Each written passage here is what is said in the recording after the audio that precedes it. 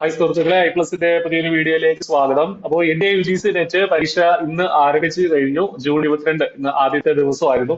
Shift 1, shift 2 ഇന്ന് രണ്ട് രാവിലെ ഉച്ചയ്ക്കുമായിട്ട് രണ്ട് സെറ്റ് ഓഫ് പരീക്ഷകൾ കഴിഞ്ഞിട്ടുണ്ട്. അപ്പൊ അതിന്റെ ഒരു പേപ്പർ വണ്ണിന്റെ നമുക്കറിയാം, പേപ്പർ വണ്ണ് കോമൺ ആണ്. പേപ്പർ വണ്ണിന്റെ ഒരു അനാലിസിസ് ആണ് നമ്മൾ ഇവിടെ ഉദ്ദേശിക്കുന്നത്. മെയിൻ ആയിട്ട് ഷിഫ്റ്റ് 1 ജോഗ്രഫി, വിഷ്വൽ ആർട്സ്, അതുപോലെ തന്നെ label welfare, industrial relations, management പോലുള്ള ചില പേപ്പറുകളാണ് ഇന്ന് രാവിലത്തെ ഷിഫ്റ്റിൽ നടന്നത്. ഉച്ചയ്ക്ക് ശേഷം കമ്പ്യൂട്ടർ സയൻസ് ആൻഡ് ആപ്ലിക്കേഷൻസ്, അതുപോലെ തന്നെ music, home science, population studies, പിന്നെ കുറച്ച് ഭാഷകൾ ഒക്കെയാണ് രണ്ടാമത്തെ ഷിഫ്റ്റിൽ നടന്നത്. അപ്പോ മൊത്തത്തിൽ ഇതിന്റെ ഒരു ഡിഫിക്കൽറ്റി ലെവൽ ഒക്കെ നമ്മൾ നോക്കുകയാണെങ്കിൽ പ്രധാനമായിട്ടും ഒരു മോഡറേറ്റ് ലെവൽ എന്നാണ് നമുക്ക് പറയാനായിട്ട് സാധിക്കുന്നത്. ഒരു ഈസി ടു മോഡറേറ്റ് അല്ലെങ്കിൽ ഒരു മോഡറേറ്റ് ലെവലാണ് പരീക്ഷ. ഈസി ആയിരുന്നില്ല, അതുപോലെ തന്നെ ഡിഫിക്കൽറ്റി ആയിരുന്നില്ല. പേപ്പർ വണ്ണിന്റെ കാര്യമാണ് പറയുന്നത്.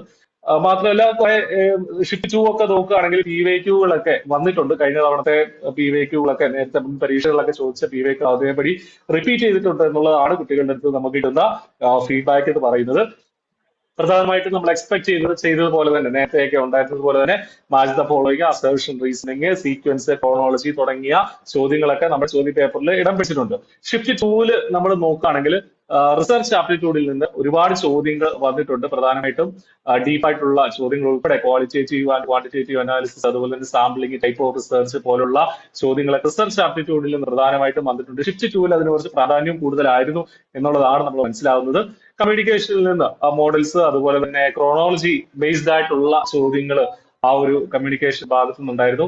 ICTയുടെ ഭാഗത്തു നിന്ന് ഹാക്കിംഗ്, എൻകോഡിംഗ്, അതുപോലെ തന്നെ ICTയുടെ ഭാഗത്തു നിന്ന് കുറച്ച് ഔട്ട് ഓഫ് ദ ബോക്സ് ചോദ്യങ്ങളൊക്കെ വന്നിട്ടുണ്ടായിരുന്നു എന്നുള്ളതാണ് നമുക്ക് കിട്ടുന്ന റിപ്പോർട്ട്. പ്രധാനമായിട്ടും shift 2 open systems, integration layer ഒക്കെയാണ് ഈ ഷിഫ്റ്റ് 2 വന്നിട്ടുണ്ട്. ICTയുടെ ഭാഗത്തുനിന്ന് ATMുമായി റിലേറ്റ് ചെയ്തിട്ടുള്ള ചോദ്യങ്ങൾ ഉണ്ടായിട്ടുണ്ട്. ICTയുടെ ഭാഗത്തു നിന്നുള്ളതും ശ്രദ്ധിക്കുക. അവിടെയാണ്. പിന്നീട് ലോജിക്കൽ റീസണിങ്ങുമായി ബന്ധപ്പെട്ട് പ്രപ്പോസിഷൻ, സ്ക്വയർ ഓഫ് ഓപ്പോസിഷൻ തുടങ്ങിയ കാര്യങ്ങളൊക്കെ അവിടെ വന്നിട്ടുണ്ട്. അപ്പോൾ അത് നമ്മൾ യൂഷ്വലി നമ്മൾ പഠിക്കുന്ന സംഗതികൾ തന്നെയാണ്. അങ്ങനെ ഒരുപാട് ബുദ്ധിമുട്ടിക്കുന്ന തരത്തിലുള്ള ചോദ്യങ്ങളായിരുന്നില്ല. എൻവയോൺമെന്റിന്റെ ഭാഗത്ത് നിന്ന് ഈ പറഞ്ഞ നമ്മുടെ എൻവയോൺമെന്റൽ act, wild life, hydrogen bomb, atomic bomb തുടങ്ങിയ കാര്യങ്ങളൊക്കെ ചോദിച്ചിട്ട് SDG, അതുപോലെ പ്രോട്ടോകോൾസ് ഒക്കെ നമ്മൾ മനസ്സിലാക്കേണ്ടതായിട്ടുണ്ട്. ഹയർ എഡ്യൂക്കേഷന്റെ ഭാഗത്തുനിന്ന് വിവിധ സ്ഥാപനങ്ങൾ, regulatory bodies, IICT, UGC, NCTE പോലെയുള്ള സ്ഥാപനങ്ങളെ കുറിച്ചുള്ള ചോദ്യങ്ങൾ ഉണ്ടായിരുന്നു. അപ്പൊ നിങ്ങൾ ഇനിയുള്ള പരീക്ഷകൾക്ക് പോകുന്ന ആളുകളാണെങ്കിലും അതൊക്കെ ഒന്ന് നോക്കിയിട്ട് പോവുക. അതുപോലെ തന്നെ ഏൻഷ്യന്റ് ആൻഡ് മോഡേൺ യൂണിവേഴ്സിറ്റികളെ കുറിച്ചുള്ള ചോദ്യങ്ങൾ ഷിഫ്റ്റ് 2 കയറിയിട്ടുണ്ടായിരുന്നു. NEP 2020 ബേസ് ചെയ്തിട്ടുള്ള ചോദ്യങ്ങൾ ഉണ്ടായിരുന്നു. അതൊക്കെ നമ്മൾ എക്സ്പെക്ട് ചെയ്യുന്നതാണ്, യൂഷ്വലി നമ്മൾ പഠിക്കുന്നതാണ്. പിന്നീട് മാത്തമാറ്റിക്സും ഒരുപാട് ബുദ്ധിമുട്ടിച്ചിട്ടില്ല. ഇപ്പൊ DA എന്നുള്ള ചോദ്യങ്ങളാണെങ്കിലും പെർസെന്റേജ് ബേസ്ഡ് ആയിരുന്നു. അധികം ബുദ്ധിമുട്ടിക്കാതെ ഈസി ആയിട്ട് ചെയ്യാൻ പറ്റുന്നതായിരുന്നു എന്നുള്ളതാണ് കുട്ടികൾ പറഞ്ഞത്.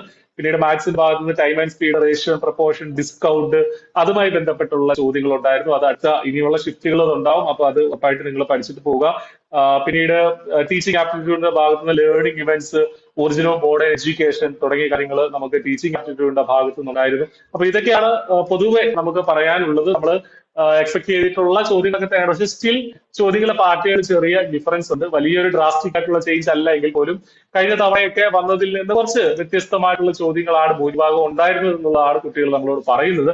അപ്പൊ അതുകൊണ്ട് കൺസെപ്റ്റ് അറിഞ്ഞു കഴിഞ്ഞാൽ നിങ്ങൾ പെട്ടെന്ന്, ഇനിയുള്ള ഷിഫ്റ്റുകളാണെങ്കിൽ ഈ ചോദ്യങ്ങൾ കാണുന്നുണ്ടെങ്കിൽ നിങ്ങൾ പെട്ടെന്ന് വറി ചെയ്യേണ്ട.